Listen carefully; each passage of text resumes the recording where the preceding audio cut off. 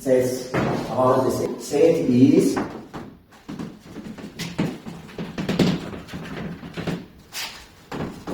Set is a collection of well-defined objects. Well-defined objects.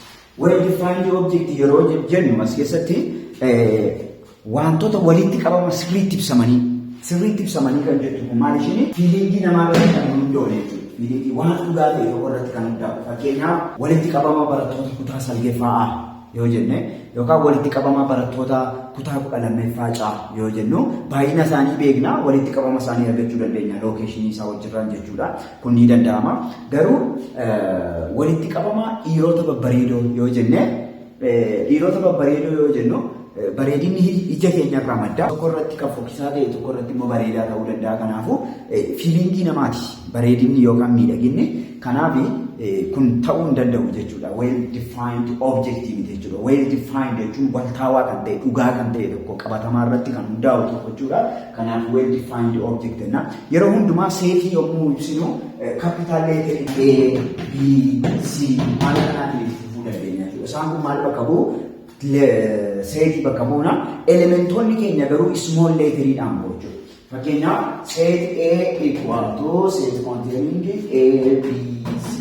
Jennee yommuu kennu isaan kun as keessa wal argama maalidha? Elementoota wal elementiidha. Inni kun immoo maalidha? Seetiidha. Capital letteriidha waan ta'eedhaaf. Amma kanaaf yommuu ibsinu mallattoo ishee kanatu jira. Phrase this symbol is epsilon which is used to belongs to or member of jennee itti fayyadamna jechuudha. Kana phrase miseensa isaati kan jedhudha.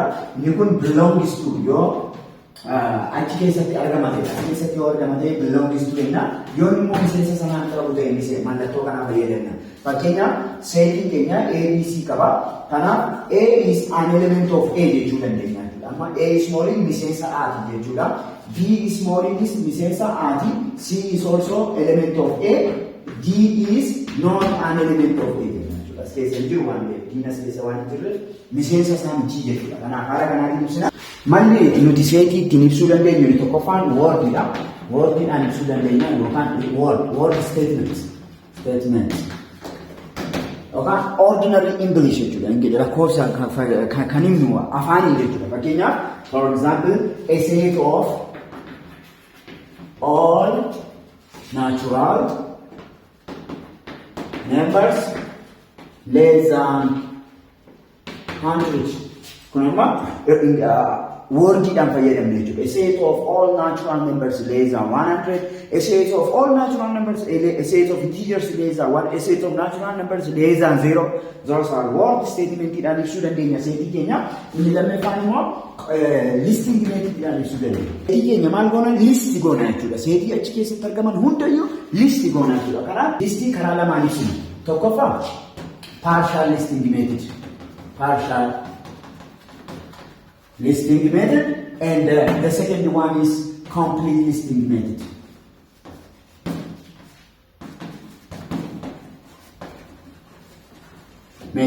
Jennee ibsina.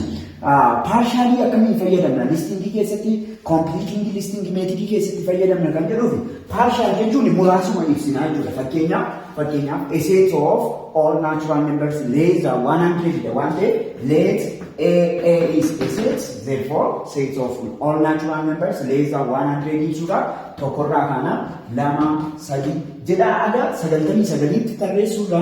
Dootii sadii fayyadamne up to 99 yoo jennu isheen kun a set of all natural numbers less than 100 jechuudha. Maaliif ishee kana partial listing method fayyadamna. Kanaaf partial listing method kan fayyadamnu yoo maal ta'edha tokko if it is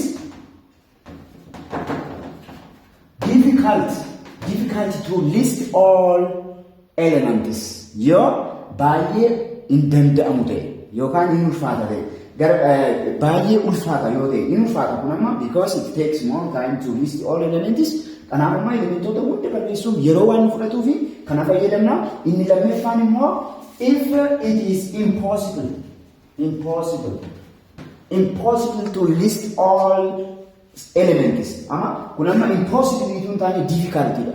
Yeroo fudhata hin ulfaata malee barreessinee fixuu ni dandeenya amma 99tti garuu impossible kan jedhaman kun immoo fakkeenyaaf a set of all natural numbers, a set of all integers, a set of all rational numbers yoo jennu fakkeenyaaf let set b equal to 1 2 3 yoo ta'e 3 yoo ta'e fayyadamee kana dhufee agartanii finite ni jechuudha. This is infinite. Seetiin keenya kun itti fufee deema. Kanaafuu kana hunda natural number hunda list gochuun maal ta'a? Inni ulfaata. Kanaafuu partial listing method karaa lama fayyadamna. Tokko if it is difficult to list all elements, the second one is if it is impossible to list all elements. Complete listing method garuu elementoota achi keessatti argaman hunda barreessuudha. Miseensa achi keessatti argaman hunda barreessuudha. Fakkeenyaaf a set of all natural numbers less than 5. Look, let A is a set again. All natural numbers less than 5. I want it 1, 2, 3, 4. Look, this 1, 2, 3, 4. What do you understand? Elementoota natural number ta'anii miseensa natural number ta'anii shanii gad warra ta'anii jiru. Kan amma hunda isaa waan barreesseef this is complete listing method. Complete godheera jechuudha. Kanas amma tokko agar 99 kana tun barreessee fixe complete nan godha jechuudha. Kanaafuu complete jedhama. Complete jechuun sirii dootiin fayyadamnu miseensa achi keessatti argaman hunda maal godhu list goonee yoo keenya complete listing method. Another one is equal and equivalent set. Seetonni lama yoo qabneetu equal immoo equivalent dha jennaan. Equal kan jedhamu maalla if they have exactly the same element yoo ta'e jechuudha. Kana jechuun maal jechuudha? Let equal equivalent bifa salphaadhaan let A equal to 1 2 and set B equal to again to 1. Look. Miseensi as keessa jiru hundi isaa as keessa jiraachuu qaba jechuudha. Two sets are equal. Equal ta'uudhaaf hundi isaanii maal ta'uu qaban tokko lama wal qixa qaban jechuudha. Kana jechuun bifa kamiin barreessuu dandeenya? Waantuudhaan barreessuu dandeenya. Positive. Iddoo yoo wal jijjiiree seetii keessatti ni dandeenya jechuudha. Kanama miseensa meeqa qaba? Lama qaba. Kunis miseensa lama qaba. Baay'ina miseensaa jechuudha. Baay'ina miseensaa irratti hundoofna tun taane elementoonni as keessa jiran wal fakkaachuu qaban. Tokko lama. Kanaafuu set A is equal to set B jechuudha. Fakkeenyaaf ammas A keenya immoo A B yoo ta'e set B keenya immoo 1 2 yoo ta'e kun baay'ina miseensaa meeqa qaba? Ammallee lama qaba. Kunillee lama qaba. Garuu aan as keessa jiru, baanis as keessa jiru, tokko A keessa jiru, B keessa jiru waan ta'eef set A is not equal to set B jenna jechuudha. Kanaaf equalif equivalentii kan jennu haala kanaa equalii kan jennu bifa kanaatiin ilaalla. Equivalentii jechuun immoo if two sets have equal number of elements bakka Nemberi baay'inni miseensa A keessa jiru baay'ina miseensa B keessa jiru wajjin wal qixa ta'ee jennaan equivalentii jennaan jechuudha. Fakkeenyaaf kun amma baay'ina miseensaa meeqa qaba? Number of set A equal to 2, number of set B equal to 2. Kunillee meeqa qaba? 2 qaba, kunillee 2 qaba. Therefore set A is equivalent to set B. Mallattoo kana fayyadamuu dandeenya yookaan equivalent to set B. Kana lamaan keessaa tokko goonee yoo ibsine equivalentidha jechuudha. Addanallee yoo dhumnu miseensi number of set A keenya meeqa? 2. Kunis number of set B keenya meeqa? 2. Kanaafuu number of set lama wal qixa waan qabne A is equivalent to set B jenna jechuudha. Kanaaf amma equal is equivalent. All equal is equivalent but not all equivalent is equal. Fakkeenyaaf equal kan ta'e hundumtuu equivalentidha yommuu jennu baay'ina miseensaa qabaatee amma equal taanaan baay'ina miseensaa wal qixa qaba waan ta'eef bakka equivalent satisfy godha. Garuu equivalent ta'eennaan amma kun amma AB waantu equivalentidha. Maaliif baay'ina miseensaa wal qixa qaba garuu equal ta'uu hin danda'u. Maaliif miseensa wal fakkaataa waan hin qabneef. As keessatti garuu equal taanaan equivalentidha jechuudha. Kanaaf haala kanaan ibsina fakkeenyaaf equalif equivalentii ta'uu isaa gabaafachuudhaaf another example let set C equal to A B C and set B equal to A B C yoo jenne equivalentidha. To say set C is equivalent to set B number of element keenya gabaafanna. Number of element of C is equal to C 1 2 3 qaba waan ta'eef 3. Number of element of D is equal to again 3 1 2 3. 3 waan qabuuf maal ta'a? Equivalentidha jechuudha. Garuu set C not equal to set D. Sababiin isaas inni kuni maalidha? Setii qaba.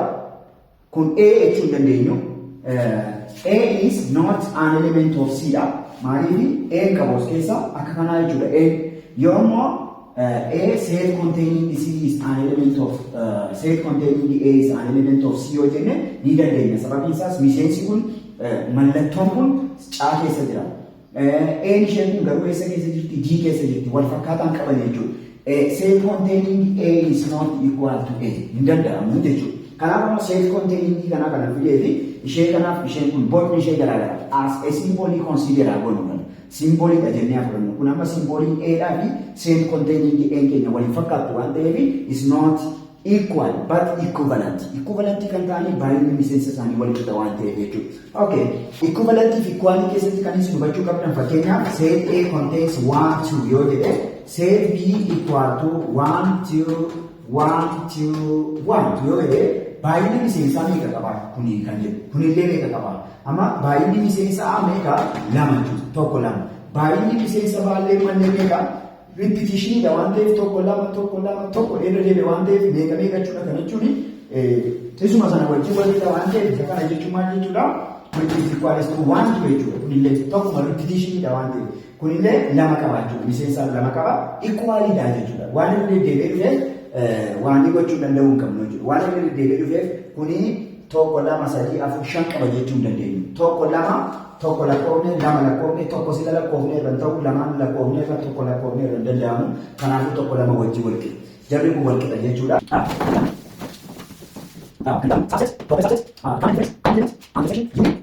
Iddoo tokko tokkotti adda baafachuun nama rakkisa waan ta'eef maal goona? To say A is let's say is subset of D jennu. Isheen kana definition ishee baruudhaaf maal jechuun exercise that all elements of X is belongs to A implies X is also an element of B. Miseensi A keessa jiru hundisaa maal keessa jiraachuu qabu? Baa keessa jiraachuu qaba. Bakka kanuma gara baa dhaquun baan immoo akkamidha jennee gara Aatti deebisuun nu barbaachisu. Saabseetii ta'uudhaaf. Miseensi A keessa jiru hundi maal keessa jiraachuu? Baa keessa jiraachuu. Bakka yoo iddoo wal jijjiires akkas yoo ta'es miseensi baa keessa jiru hundisaa maal keessa jiraachuu?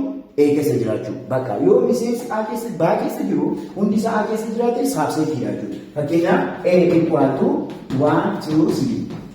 B equal to 1 2 3 4 100. Amma A is subset of B yommuu jedhu miseensi A keessa jiru hundi baa keessa jiraachuu qaba. Tokko jira, lama jira, sadii jira. Bakka B is satisfied. Akkas jechuudha. Amma immoo B is subset of A jechuudhaaf miseensi baa keessa jiru hundi A keessa jiraachuu. Fakkeenyaaf tokko jira, lama jira, sadii jira, afur hin jiru. Bakka that's name is not B is not subset. Eshi garbiraa immoo garaagarummaa A is subset of B, proper subset of B yommuu kun amma subsetii nu galeera. An A keessa jiru hundi baa keessa jiraachuu. B is subset of A jechuun immoo miseensi baa keessa jiru hundi A keessa jiraachuu kan jedhu ilaaleera. Amma garuu proper subsetii ishee jettu kanaa ilaali. Proper subsetii A is proper subset of B jechuun miseensi A keessa jiru hundumtuu akkuma definition kana miseensi A keessa jiru hundumtuu baa keessa jiraachuu. Yoo xiqqaate baan garuu at least waan elementiidhaan maal gochuu qaba? Caaluu danda'uu qaba jechuudha. Fakkeenyaaf as keessa A ni jira, lama ni jira, sadii ni jira. Yoo xiqqaate baan miseensa meeqaan caaluu qaba? Tokkoon caaluu qaba. Inni immoo miseensa lamaan caale ni danda'ama jechuudha. Understand? Yaa garbiraa immoo B is subset of A ta'uudhaa fi proper subset B waan hin taaneef hin danda'amu jechuudha. Maaliif miseensi baa keessa jiru hunduu A keessa jiraachuu qabannee jalqaba. Miseensi A keessa jiru hunduu baa keessa jiraachuu qabannee miseensi baa keessa jiru hundi A keessa waan hin jirre proper subsetii ta'uu hin danda'u jechuudha. Kanaaf kun garaagarummaa proper subsetii fi subsetii. A symmetric difference with B jechuun X is an element of A union B without A intersection B jechuudha. Ishee kana baasuudhaaf jechuudha. Ishee kana baasuudhaaf A intersection A union B jechuun X an element of A X is that X is an element of A or X is an element of B jechuudha. Warra kana walitti daballaa jechuudha. Yookaan A keessaa yookaan B keessaa yookaan mul'achuu isaa keessaa jechuudha. Garuu A intersection B isheen jettu kun immoo X is that X is an element of A and X is an element of B ta'uu qaba. Yookaan A keessas B keessas jiraachuu qaba. Kiba jechuudha. Takka lama sadii afur waliin B equal to again 2 5 6 7 no again A union B yoo jedhu Aaf baa walitti makna jechuudha. A keessa kan jiru takka, lama, sadii, afur erga barreessine gara baadhanna. Aaf baa walitti makaa jira waan ta'eef gara baa yeroo dhannu lama jira, lama barreessine irra deebinee barreessinu, shan hin jiru ni barreessina, ja'a, torba. Kana jechuudha. A union B jechuun Aaf baa walitti makne warra repetition qaban kana two is repeated twice but we only write once. Tokko qofa barreessina jechuudha. Isheen kun abbalaa mala deebitee dhuftee tokko qofa barreessuu qabna jechuudha. Garbiraan A intersection B. A intersection B jechuun miseensa bakka lamanitti argaman jira sila A intersection B irratti. Kanaaf A keessas B keessas kan jiru qofa fudhanna. Kana jechuudha. Garbiraan immoo A symmetric difference with B. Isheen kun immoo maalidha?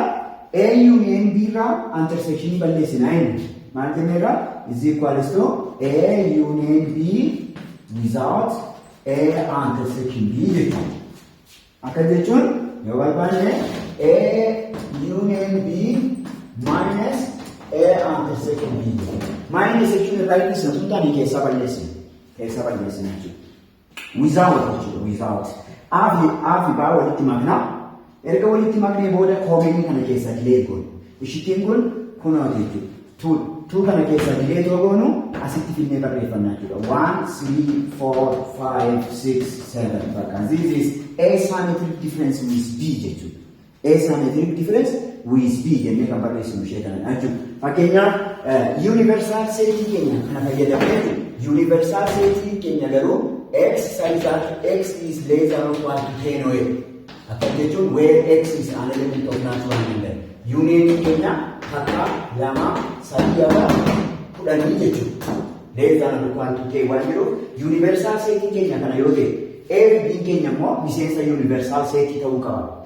Takka, lama, sadii miseensi A keessatti argamu, miseensi B keessatti argamu hundumtuu miseensa universal set keessatti argamuu danda'uu qabudha.